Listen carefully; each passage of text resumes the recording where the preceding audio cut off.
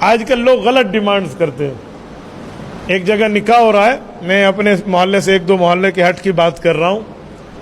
اس نکاح میں سسر صاحب نے شرط رکھی کہ بچی کا رشتہ تب دوں گا جب ہمارا ہونے والا داماد شیو کرائے گا, داڑھی کٹائے گا.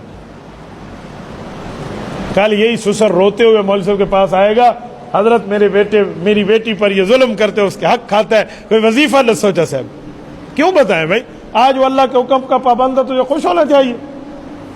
اچھا شرط رکھ دی, ویسے نکاح ہو گئی نہیں. وہ نوجوان پریشان ہو کر ایک عالم کے پاس آیا, تو وہ میرے پاس لائے. انہوں نے کہا اے نہ کام میں, تو انہیں کہا جواب سمجھائے. میں نے کہا بھائی آپ نے داڑھی کاٹنی ہے؟ تو انہوں نے کہا جی نہیں. تو میں نے کہا پھر آپ کہتے ہیں کہ سسر صاحب میں آپ کا کہنا ماننے کے لیے تیار ہوں, شیو کراتا ہوں, ایک بات آپ مان لیں. کہتے وہ کیا؟ اگر وہ مان لے. میں نے کہا پہلے سن تو لو. مانتا ہے, اسے کہنا اپنی بچی کو گنجا کرا کر میرے ساتھ بیاہ کراؤ.